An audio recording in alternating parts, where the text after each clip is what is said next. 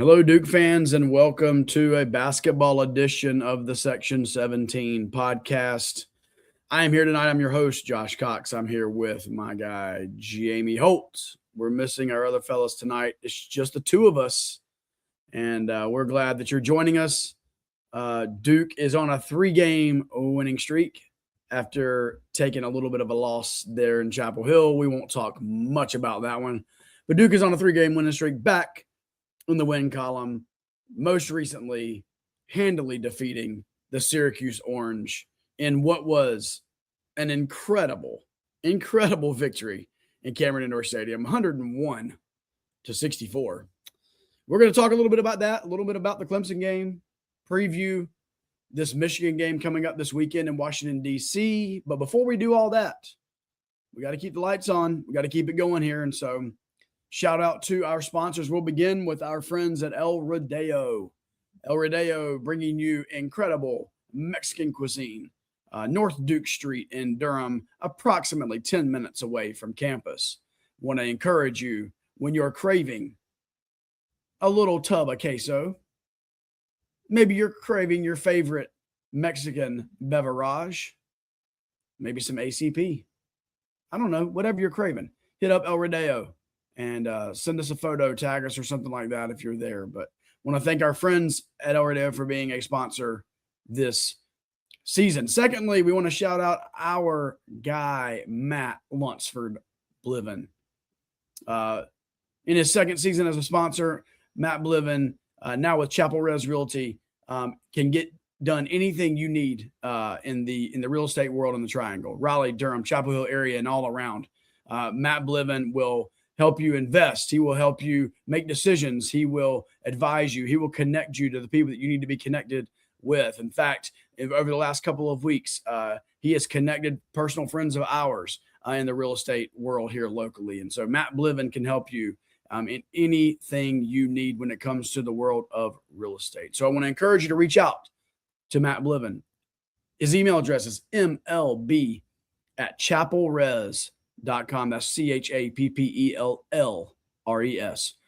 MLB@chapelres.com. Matt Bliven, thank you for being a sponsor. And then lastly, it's getting about that time, Jamie. You know, like you're not sure if the heat's going to be on or the AC is going to be on. We're coming up on that. I know we're still in February. We're coming up on that time where, you know, you could have your AC on during the day and you may have to turn your heat on at night. And so our friends at Hometown Air, that's what you need. Our friends at Hometown Air. Here's their ad. Springtime right around the corner, now's the time to make sure your system is ready for the warmer days ahead.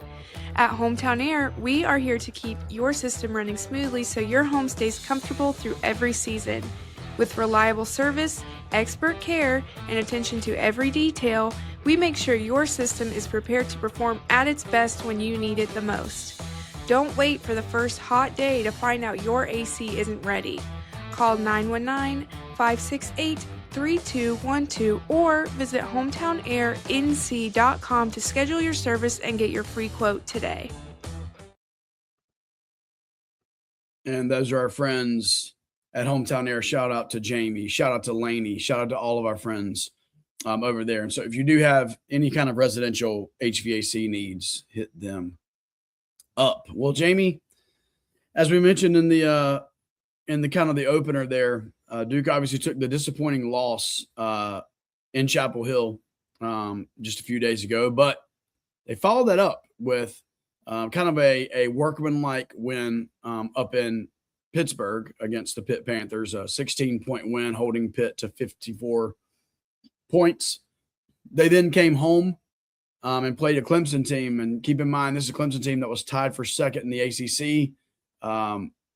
And once again, kind of a workmanlike 67-54 game, but Duke was in charge, right, that entire game. And then most recently here this past Monday, just a woodshed beating as Syracuse Orange came into Cameron. And, I was glad Carmelo Anthony was there to support his son. Also glad Carmelo Anthony got to be there to see Duke put the whooping on him. So, Jamie, your thoughts kind of on this, this 3-game, you know, you have UNC game, you got the Michigan game coming up. So this was the kind of this 3-game pocket. Your thoughts on how Duke has played these last 3 games? Yeah, I mean, coming off a loss like they had to UNC, I won't talk about that much because nobody wants to talk about that. I didn't want to talk about it. But coming off a loss like that, I mean, to turn around and go to Pittsburgh, I mean, it wasn't the prettiest of games, but the defense was elite. I mean, like you said, holding Pittsburgh to 54 points, I believe. Uh, that's just elite defense, just doing what you're supposed to do against a team like Pittsburgh. Because you don't want to let a game like Carolina beat you twice, right? I mean, that's something that is a thing. You can lose to Carolina and then you can turn around, you can sulk, and you can lose again. That's not what you want. So they went up to Pittsburgh, they took care of business, and then another game that was kind of ugly offensively, but it was kind of expected, right? There was two teams in Duke and Clemson that are both. I believe Clemson's also in the top 15 nationally in defensive rankings, and Duke, of course, is up in like top 5-ish, I think, right now. So I was not totally unexpected for that to be just a little bit ugly offensively, but once again, they held a really good Clemson team to 54 points, and anytime you can do that, anytime you can hold a team like Clemson to 54 points, I mean, this is a team that's going to be in the NCAA tournament, and you're holding them to 54 points. And Clemson hasn't won. When is the last time Clemson won in Cameron? It was, they talked about it on the broadcast, but it slips my mind now. But it's been a long time since Clemson has won in Cameron.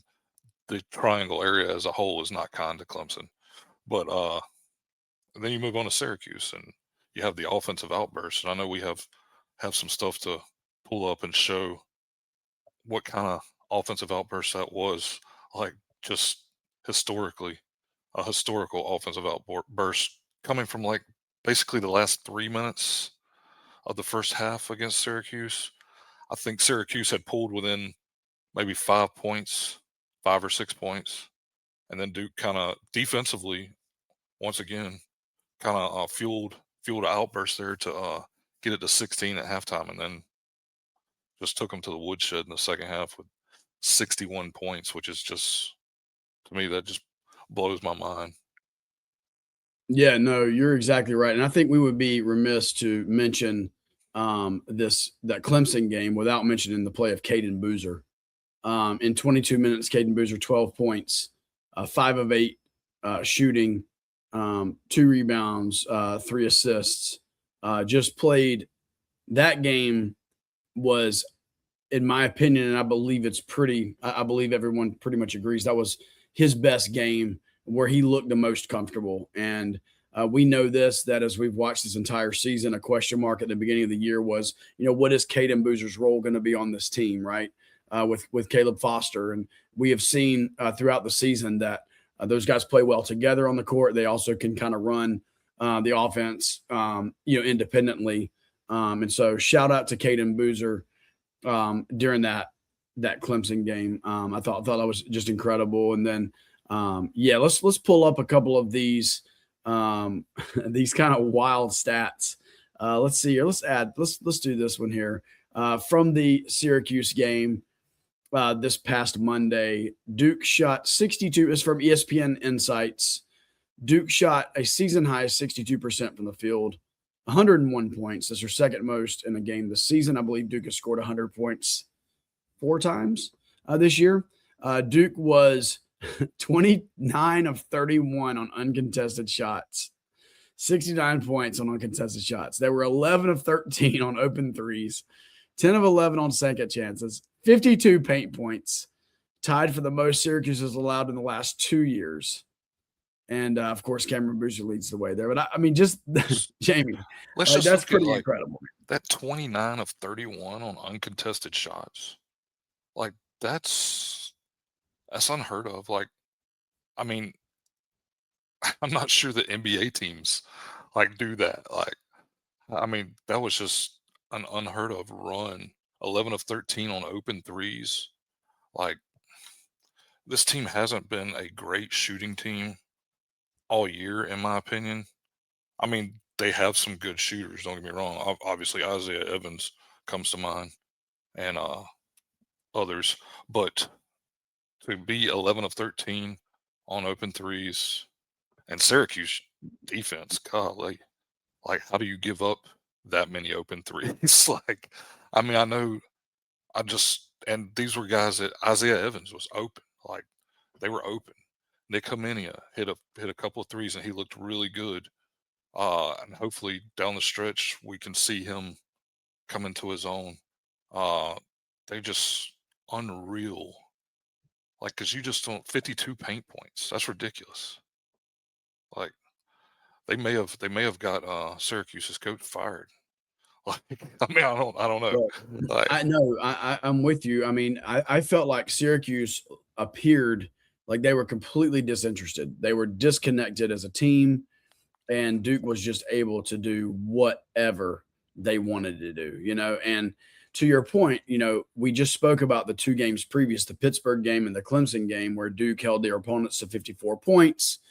They win by fewer than 20 points, and it was like Duke. What this tells me, Jamie, is that there is a world in which Duke can outscore its opponent, right? There is a world in which maybe the Duke defense is not playing up to snuff in a game, maybe in the tournament, but they are able to outscore an opponent, right? And win a game in the 90s. Whereas I believe, I think if we would have recorded this podcast, Sunday instead of, after the Monday game, I think we would have said, man, if Duke gets into a shootout in a post game, man, it's going to be tough, So anyway, they did show something there. Once again, Syracuse was an all-time bad performance from the Orange, like all-time bad performance. And so, I don't know how much we can really take away from it, but to your point, I mean, Jamie, like even like an NBA player, if you set them out there and you let them shoot 31 shots, like, are they making 29 of them? Like, I don't know. Like, I feel like that was pretty epic, no matter who your competition is. I think Concanipple would. Yeah, that's true. I mean, And he was there. yeah, no, but I mean, in all seriousness, though, like, Syracuse, what are you doing? Like, how do you give up 31 uncontested shots? Yeah. Like, 31. 13 of them were threes. Like, that's ridiculous. It is. And to piggyback on that stat, Jamie, shout out to Rick Hedrick here. He's a great follow on X, and we've been following him for years. But Duke's offensive efficiency was absurd. Top 5 all time for Duke in the KenPom era, their efficiency, 1.57 points per possession. So 5th all time. Ironically, Syracuse is on here again in 2022. So I don't know what it is about Syracuse kind of giving up some pretty epic offensive performances from Duke. But yeah, this was the 5th best all time since 1997. And so actually, ironically, Jamie, as we talk about the struggles that this team can have on offense at times, 2 of the top 10 KenPom performances in history were from this year's team. The Niagara game back in November and this Syracuse game. And so that's kind of intriguing, man, that, there's some teams not on this list that you would have thought would have had, like a KenPom all-star type game. So yeah, kind of your thoughts on where a couple of these games stand in the history books for the Duke offense. You're right. And I think Duke is in that range where I saw a tweet where, like, you look at, obviously not saying Duke's going to win the national title, but you look at these tweets, you see national title contenders are generally have, I forget what it was, because I'm not looking at it now, but they generally have, like, let's say top 10 to 15 offensive efficiency, and they have top 10 to 15 defensive efficiency. And Duke is there on both. Even though this team only scores, I think it's like 83 points a game, they're still efficient offensively. Sometimes it looks a little sluggish. Sometimes they pick up the pace and they look elite, like they did against Syracuse, or like they did earlier this year, like on that one graphic has Niagara. But this team is where it needs to be as far as all time when you look at teams that are going to contend for a national title. Yeah, to your point about that metric, and I'm the same with you. I forget the details of that metric, but I do remember last season that heading into the tournament, there were like 5 teams or something that fit the metric of like basically the last 25 years, right? Or whatever it is. Like the teams that have won the national title have been in the top whatever in these categories in the last like 25 years. Obviously, Florida was one of those 5 teams. So it played out again last year. Duke was on that list last year as well. So if Duke can keep those metrics where they're supposed to be, once again, there's no reason why this team can't make a run. They definitely have the defense for it, and I believe they can have the offense for it. So, very, very interesting. So speaking of these 3 games, there's been 2 players really, Jamie, over the last 3 games that have really, really played incredibly well. Obviously, the first one, Cameron Boozer. Here's a tweet from Tyler Rucker in his last 5 games. So this would include the UNC game and the game previous to that. 20 points per game scoring, 10.6 rebounds, 2.8, so basically 3 assists, a steal and a half a game, 56% from the field, 47% from 3, and 87% from the free throw line. Jamie, here's my question. I'm submitting a mailbag question to Jamie. Are Duke fans appreciating the greatness properly of Cameron Boozer? That's a great question. I mean, because honestly, I've been one to be, I think not as appreciative. I feel like last year is still weighing on me a little bit. Like the loss to Houston in the Final Four, just like, it drug me down for like a few months. I didn't even really want to like get into this team, but like now I see that stat. You look at Cameron Boozer, like 46%, almost 47% from 3-point range. That's ridiculous. He doesn't shoot that many threes, but he shoots enough to where you say like, wow, he's hitting almost 47% of his threes over the last 5 games. This dude is like, he has every tool in the bag. He can drive to the basket. He can dish it. He's a great passer. He can post up. He's one of the best freshmen we've ever seen, and I'm not sure it's getting talked about as much. It is like, Jay Will last night on the game was like Cameron Boozer's the NCAA Player of the Year, so obviously he's getting the attention. But I feel like maybe Duke fans are, and there might be a lot that are like me, whereas we were really hurt like last year. That hurt. I'm not gonna lie, that hurt to see Cooper Flag and Con Knipple in the pros and what they're doing now, and we didn't win a national championship. That hurt. But if the Boozer twins bring us a national championship, then all is well in Durham. Yeah. I think to do a callback to some of my preseason talks on Locked On with JJ Jackson there on Locked On Blue Devils, I did talk a little bit on Locked On before the season, and I said the best case scenario about Cameron Boozer is that Cameron Boozer is as good. He plays like his father, but with a modern twist. He can shoot the 3. He can handle the ball a little bit better. Blah blah blah. And boy, if that's not the truth, like he plays that bully ball like his dad. He's got the footwork like his dad, but he shoots the 3 like a, like a modern basketball player. I think the reason why he's underappreciated is while he is athletic to a certain degree, he can get up and do what he needs to do. He's not like flashy athletic. And so like, I don't know, man, like where you see like, even now you'll see like, highlights for the Mavericks where Cooper's like in the lane and just dunking over top of people and just like, ridiculous stuff. Cam's not that player, and Cameron plays a tad bit below the rim.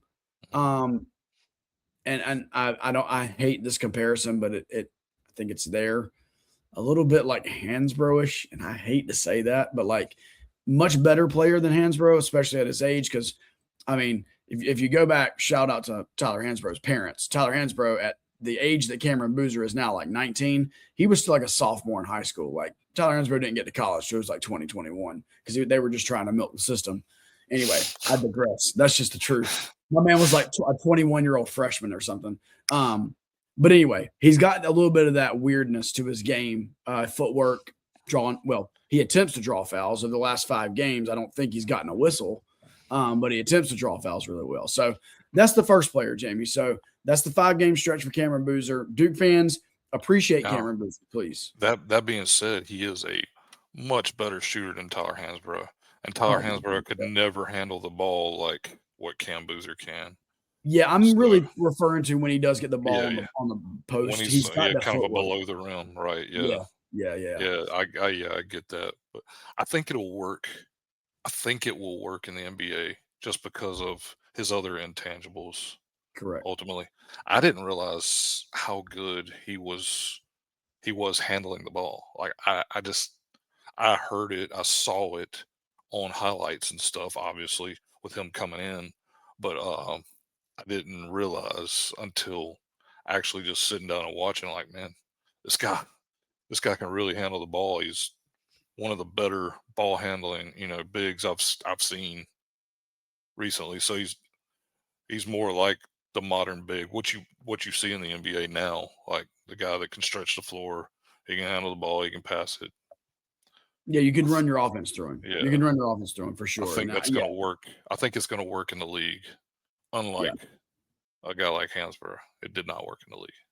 Yeah, and this is not really what this pod's about, but just to go down that rabbit trail a bit with you, looking into next season where he, where does he land in the lottery? And, I really feel like Cam Boozer shows up if he can somehow, pull like a Pacers. Like, I know that's best case scenario for a lot of people, but I feel like if he could get on a team with Halliburton, Mathurin, Zubats, you know what I mean? Like, and he can be a role player.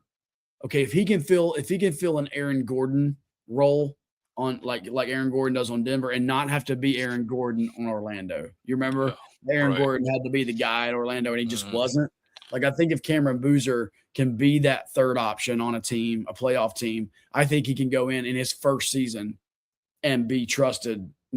Obviously don't turn the ball over quite as much as he's turning the ball over.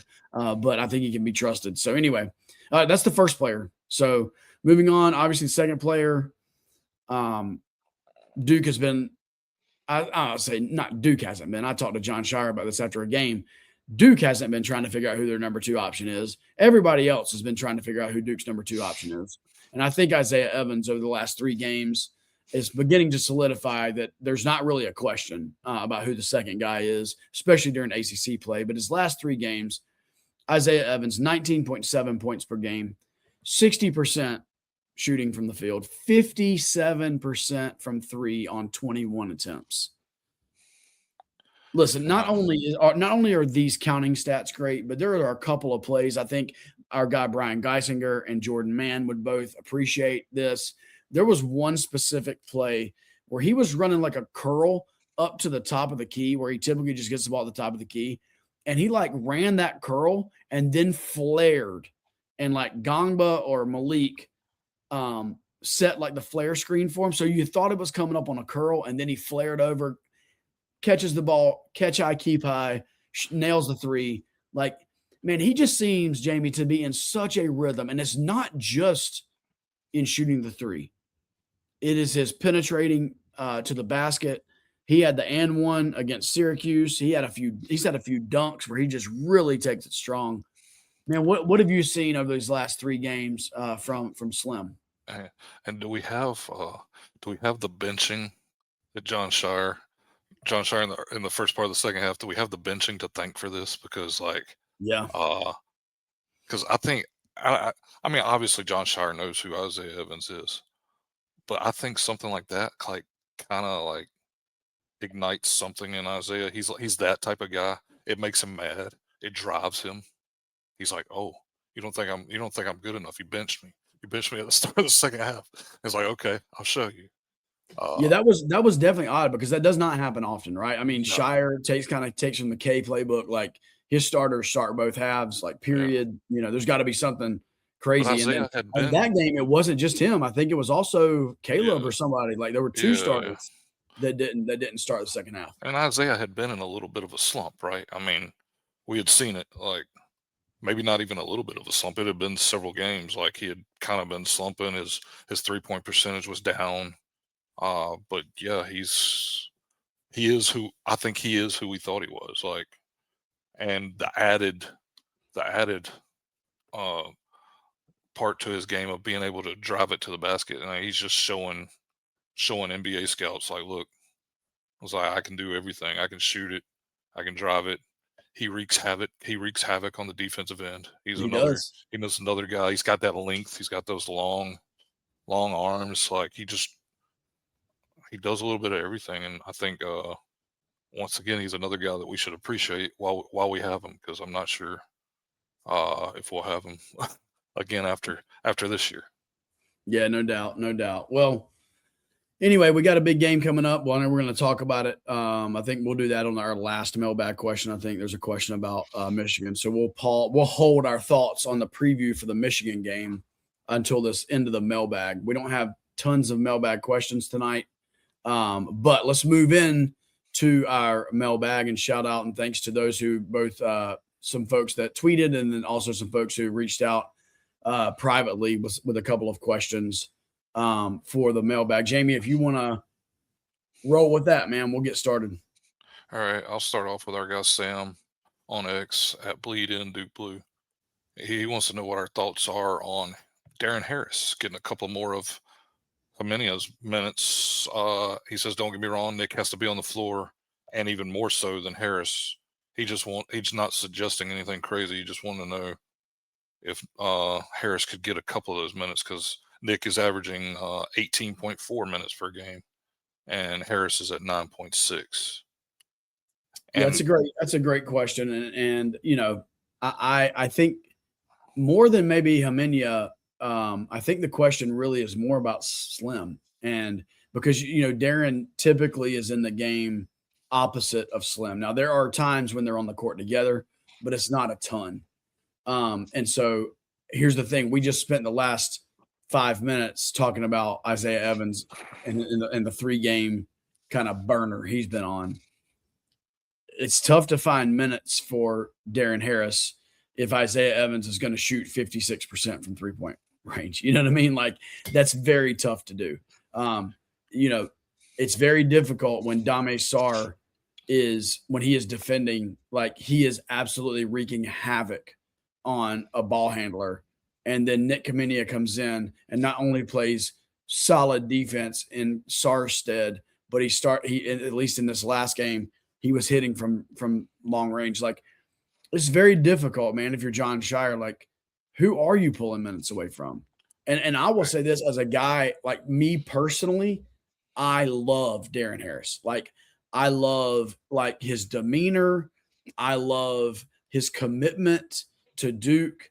I actually think that like if one of the God forbid, but if somebody went down and he had to get plugged in immediately and playing 20 minutes a game, I think Darren Harris fits right in that top 8. I don't actually think that there'd be much difference if it was like Nick or somebody. I think he fits right in. But at the end of the day, man, like there's not but so many minutes to go around. You're not taking minutes away from Cam. He's not taking anything from the bigs. He's not really taking from Dame. So it's kind of like it's that weird, like, Caleb and Caden kind of have their thing. So it's really Nick, Slim, Darren. And there will be games where Darren plays your 12 to 15 minutes. There will also be games where Darren plays your 2 to 5 minutes. yeah, and one thing is Darren has to come in and knock down shots. If he comes in and knocks down a couple of shots, he's gonna get a little more playing time. But I totally agree with you with Isaiah playing the way he's playing. Like, I mean, even Nick's minutes will go down. I mean, because you can't take him off the floor. But Harris, And Harris is one of those things. He's not really gonna take minutes, like you said, from Caleb or Caden. He's not necessarily. I mean, I know he can handle the ball. It's not like he can't handle the ball, but he's not necessarily a guy that you want running the offense, right? No. You want him to be a spot up shooter. Yeah, he'll run off screens and spot up. That's going to be his game. He played some pretty good defense when he was out there last night. There was one the where he got a big hustle deflection play, and man. yeah, The dive on the floor. I mean, there was no way. I didn't think there was any way that Duke was coming up with that loose ball. And Darren Harris, like classic Duke hustle play, right? yeah. So that's going to get you some minutes. But other than that, yeah, I think it's kind of hard for him to break in because I think with Nick, he's going to get those minutes, especially if Nick is knocking down threes like he was last night. He's going to get even more minutes. But yeah, it just last thing remains I'll to be say about seen. this is I think we have to be logical here. Like, Duke fans under Coach K, it was not uncommon for Duke to be 7 deep, right? Like, at times. And then we have to admit John is much better. I say better, different. I'm not going to say better or worse. Different than K in the sense that John has always played more guys. Like even back in the day when K would be out of like sick. I remember I think it was the Vrankovic year, and Vrank was not getting hardly any minutes. Yeah, I think it was Georgia Tech or something. Shire stepped in to be the head coach. I think it was Shire on that game. And I mean, he had Vrank in like 8 minutes into the game, and like he had a great game, and Duke went. So like he's always been that guy. But I do think Duke has played 9 deep all season. We've talked about it. Duke's been 9 deep. But I do think it's not going to be uncommon for Duke to be 8 deep when tournament time hits. And Darren's just going to have to be ready if and when his number is called. And I hate that because I appreciate a kid who sticks it out, comes back for a second season in the world in which we live with, transfer portal stuff. And, I hope that he just decides he's going to be that Duke guy.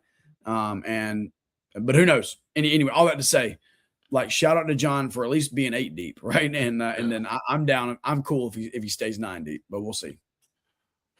All right, so we got a texted question. What is the deal with the empty seats in Cameron? And this is that's a hot button issue. Student section and upper bowl seem to have more open space than usual. Jamie, I don't know how to. I don't want to make anybody mad. I know. Well, Cameron's living off a little bit of a rip. And don't get me wrong, it can be really, really loud in there. And it will be for the big games. But there's these other games where, students don't show up and they start selling the tickets, standing room only tickets to the public. It just, I don't know. Yep. Well, I mean, so first of all, Scott and I have a contact, a personal friend of ours that works with the ticketing or works with the game day operations. Let's put it that way. And every game, he can tell us how many student tickets were sold to the general public. So we know that almost every game, there are some student tickets that get sold to the general public. So take that for what you will. For you old school Duke fans, the student section used to wrap all the way around. It was basically like every undergrad at Duke was coming to the games, basically, almost. And then now we're at one side, and then sometimes you're not filling up that side. Just for those of you that don't know, and if you're listening to this podcast, you probably do, but like the end zones are grad students, and then that section that you see on TV is undergrad. Section 17, by the way. But not only so, here's what you had on Saturday. You had a top 5 team in Duke coming back home for the first game after losing to Carolina, right? They were playing the number 3, I believe, team. No, I'm sorry, tied for second. We've already mentioned that. Tied for second team in the ACC in Clemson. Saturday tip-off, 12 noon. So it's like come to the game and you can still go to Valentine's, right? You can still have your night, right? You're going to be done by 2:00 and heading out. And you have that set up, and you have the freaking dancing devils propped up in the corner of the student section so it looks fuller. That is what happens typically in a early December weeknight game. Like, yeah, you show up December the 12th and Duke's playing Lipscomb, you're going to see that. Understandable. Duke is playing in the middle of the ACC in the middle of February on a Saturday. Yeah. And you got the Dancing Devils in the freaking student section. And then not only that, Jamie, I had a little birdie tell me. I had a little birdie that had 2 tickets up in the upper bowl. Those tickets were given to this person by a donor. Okay. So a donor had the tickets. The donor didn't come. Shout out to that donor for actually getting his tickets to somebody. The guy sitting there with the person he was with looks over beside him. There are 6 open seats. Stayed open the entire game in the upper bowl. And it's like, man, I do get it, Jamie. Let's be real. It's different, man. Secondary market is different. You can sell tickets a whole lot easier. I'll also let you in on a little bit of a secret since I worked in the NIL space at Duke for a year and a half. A lot of those seats are not being paid for. A lot of those seats are staying inside the athletic department. Different coaches from different teams have seats that are for their family. I think it's maybe part of their contract. It just is what it is, man. There's a lot of, I'm not going to say freebie seats. I'm assuming that a lot of those seats are given to people that are giving money to the athletic department. So don't get me wrong there. But man, there are fewer old school, common people that are spending the money to go to Duke games. It just is what it is. So I'll tell a story, and this is from JJ Redick era stuff. So it was 2005, I believe. I went to every single Duke home game that year. I worked a concession stand with a Methodist church. And all I did was I worked, a little bit before the game. And then I went in to Cameron and I watched the first half. And then I worked halftime. And then I went back in and watched the second half. And every single game, except for UNC, every single game I found an open seat that I just took and sat down. The UNC game I had to stand and watch. Well, I promise you this year, Jamie, you would be able to find an open seat at every game. I promise you. Yeah, so I don't know. I'm not going to be the complainer. I'm not going to lie. I'm not going to spend, $10,000 to even start the conversation to get on the list to be able to then pay for season tickets. Not doing it. So my only thing is just at least be like the person, like you said, that you knew somebody that was giving tickets. Give your tickets away. Yep. There are people that would love to go to the game. Give your tickets away. Make sure Cameron is still full. I mean, I understand if something comes up last minute, you're sick and all of a sudden you can't go, you may not be able to get your tickets to somebody in time to go to the game. And even then you're still likely to be able to, say if I had 2 tickets to a Duke game, I'm guessing that I could probably text you or anybody in our, Scott or Brian or whoever, and probably could get rid of those tickets pretty quickly. Yeah. And I'm going to say that, truthfully, if you're in that position, if you're listening to this, you're a donor, you're in that position, you want to get butts in the seats, reach out to us. We'll make sure somebody gets them. Yeah. We've got enough. We're all Durham connected, and we got a bunch of people that are they live within 15 minutes of the stadium. They would hop at the chance, right? Yeah, so they would absolutely go.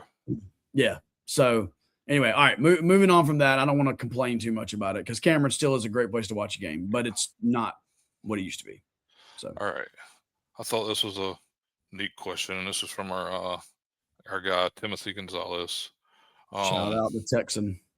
He says, "Wow, I don't know what just happened. I did the back tap on my phone, and camera came up, and I lost the question."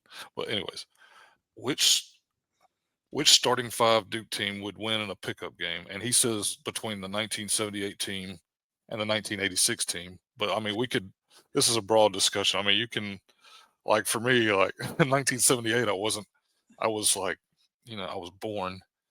So I wasn't, Jamie. I, so I I was really, yeah. was still I was still 4 years, prior to conception, I guess. So, A little over 3 years prior to conception. so 1986, like I would take them, like, because that was my first memory as a Duke Yeah, basketball fan, is going to Cameron and seeing Johnny Dawkins play. Like, yeah. Coach K's, my mom knew Coach K's secretary at the time, and she used to give us tickets, to games during the season. I'd sit right behind the bench. One could say I learned my language from Coach K. Like, I don't know. We follow you on Twitter. We would Yeah, agree. yeah. One Yeah. one could say that he taught me a few things. But anyways, we sat a couple of rows behind the bench, and Johnny Dawkins was one of the first players I fell in love with as an 8-year-old, and watching him just shoot from anywhere on the court.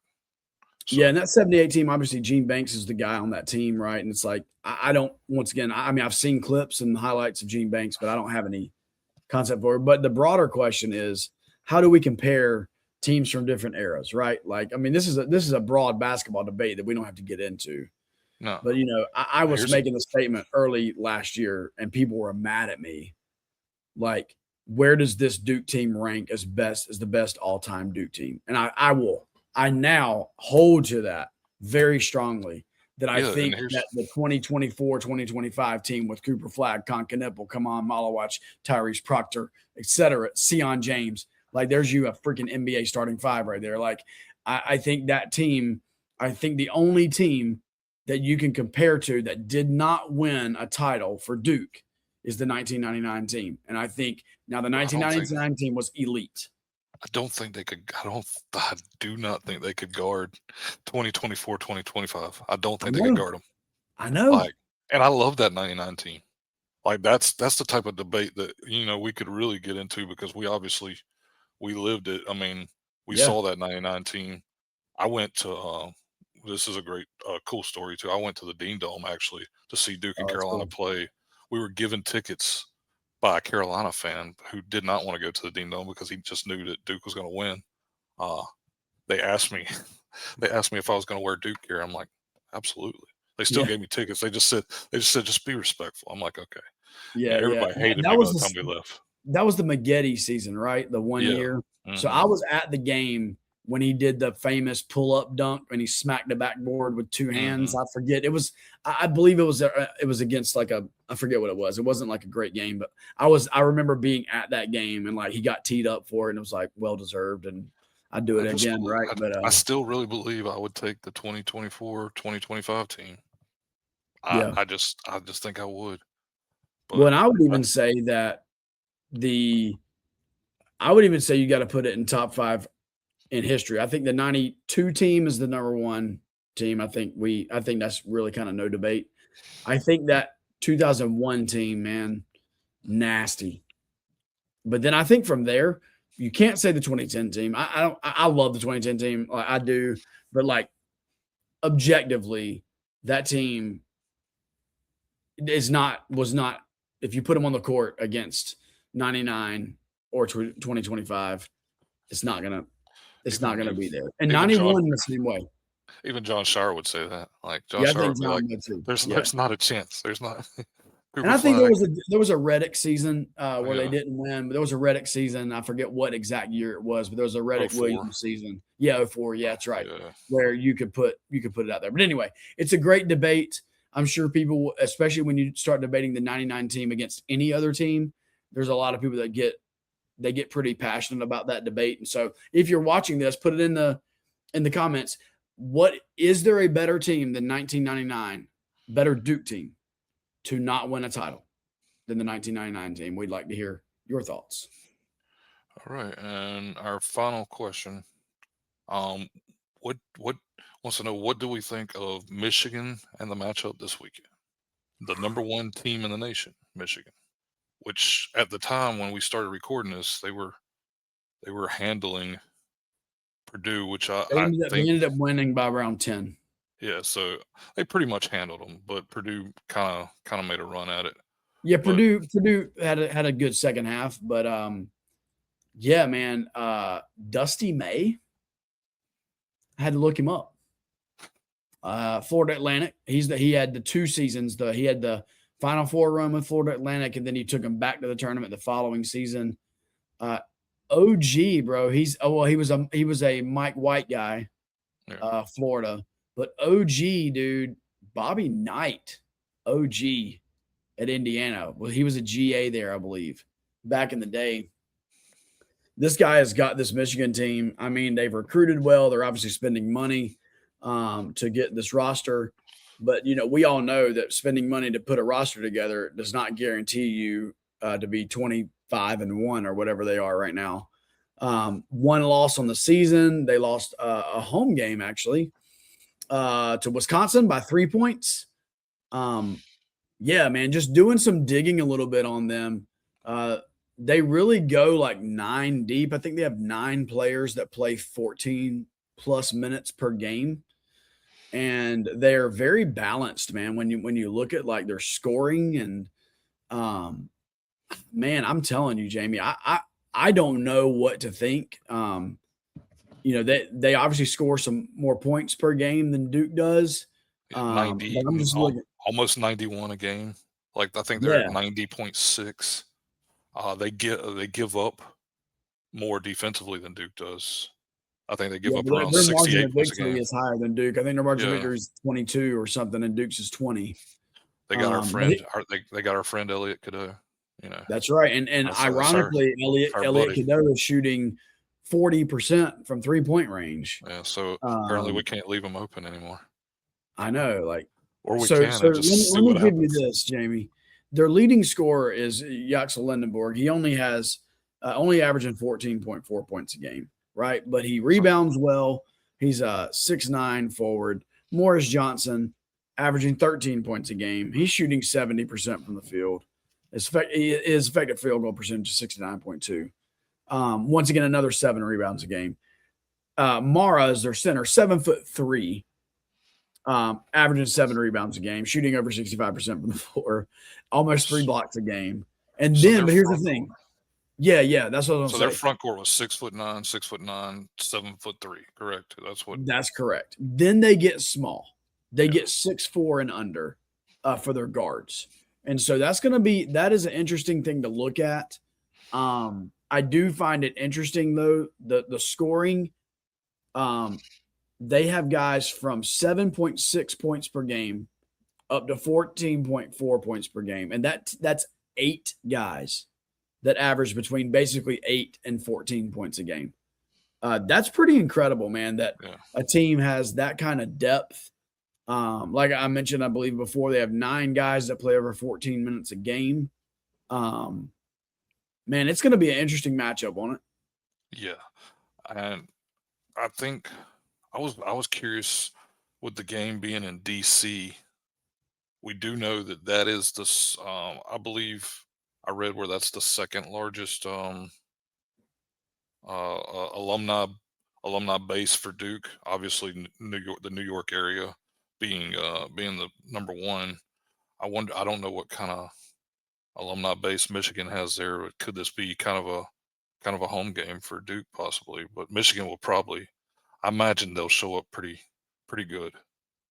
Yeah, I believe they will. One thing I was looking at their stats. Like Michigan defends the 3 very well. They're 11th in the country defending the 3. I'm only giving up 29% from 3. And, I thought that was what's wild is teams shoot a lot of 3s against them. They don't make a lot of 3s against them, which is kind of interesting.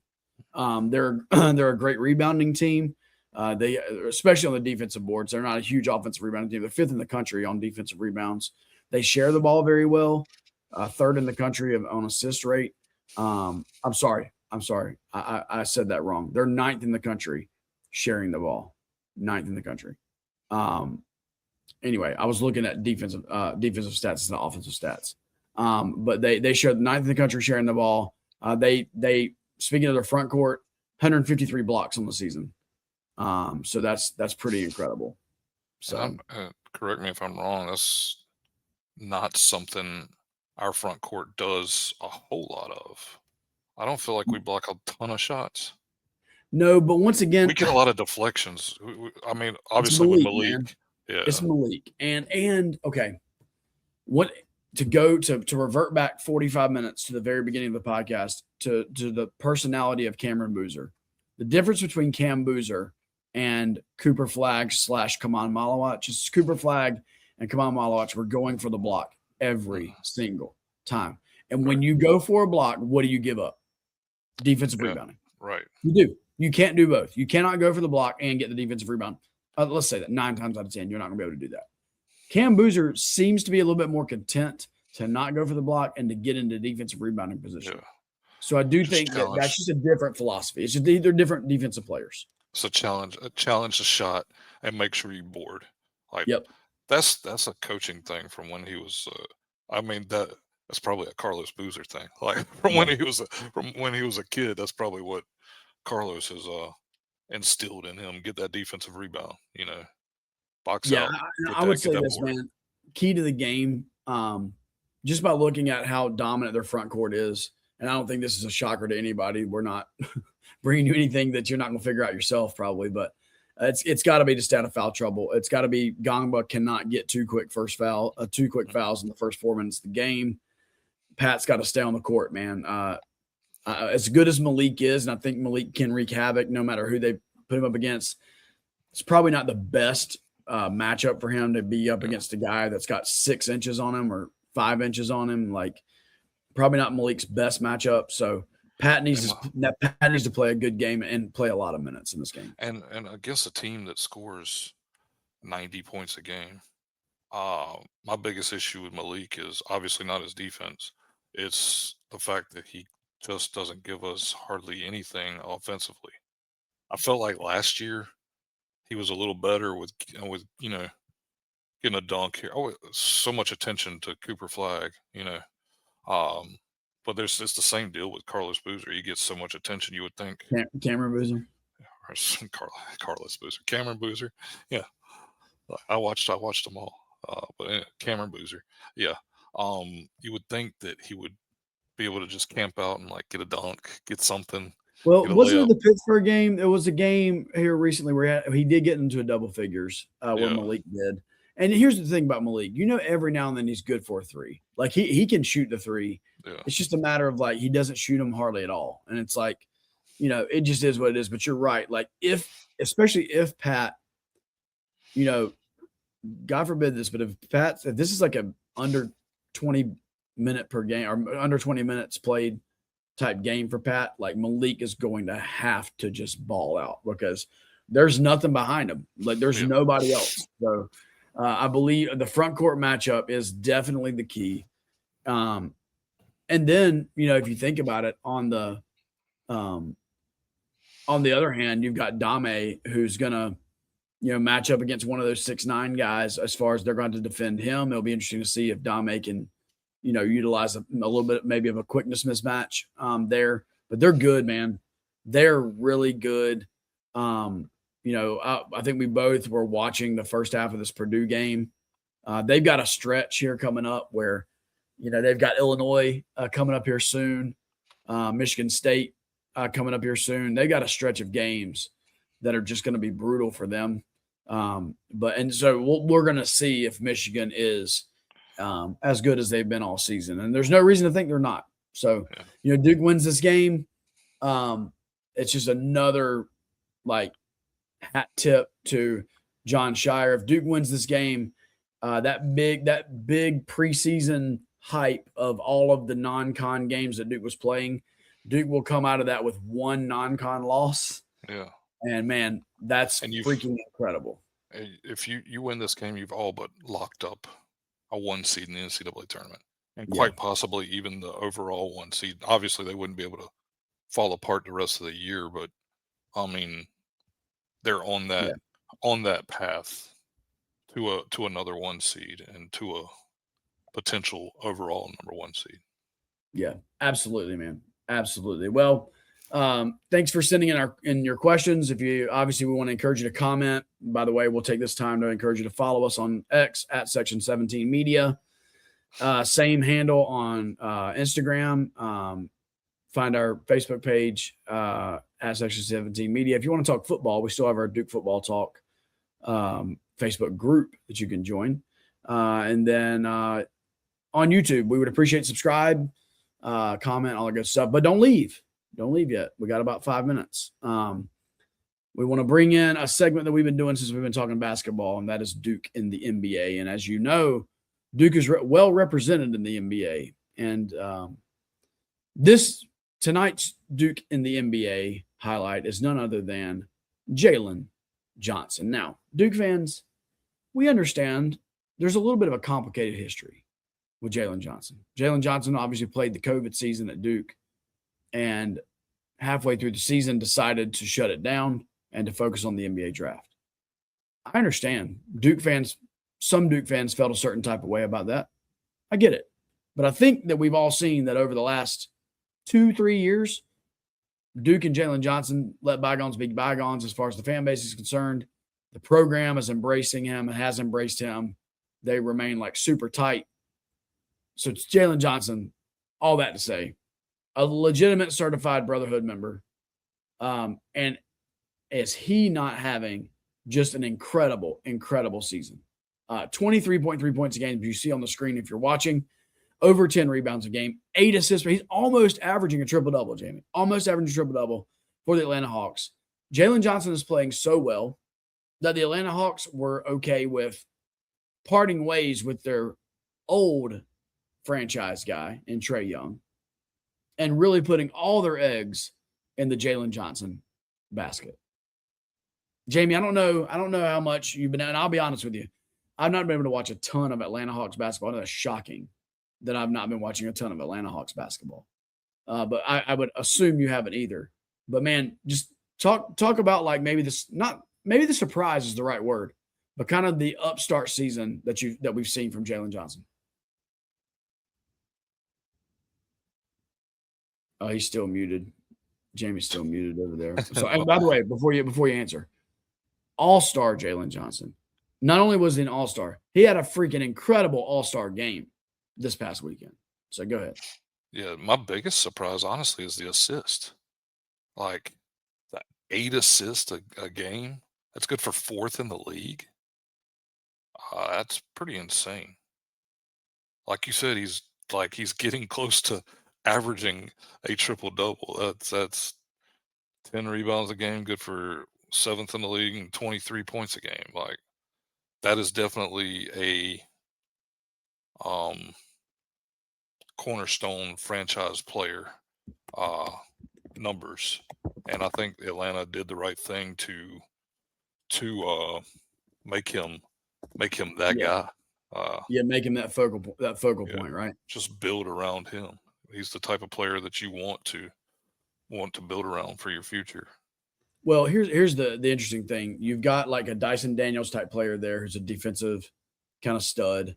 They just picked up Kuminga in at the trade deadline, which I think Kuminga is ready to be on the team where he can maybe get a shot to be the guy. They took a flyer on Reese Shea last year, but the latest, Jamie, I don't know how much you follow the NBA, but the latest kind of hubbub on Twitter was there was a soundbite that was captured at All-Star Weekend. Anthony Edwards is a free agent in 2 years. And obviously he went to Georgia. He's from that area. He went to college at Georgia for a season. And he made this statement about coming home to Jalen Johnson. And so there is a world where they put that together and they bring Ant in and the Hawks become a thing, man. And so that'd be interesting, but be pretty wild. It would be at this point to me with him. I don't know if he was just joking, but I don't know that that's something you really joke about.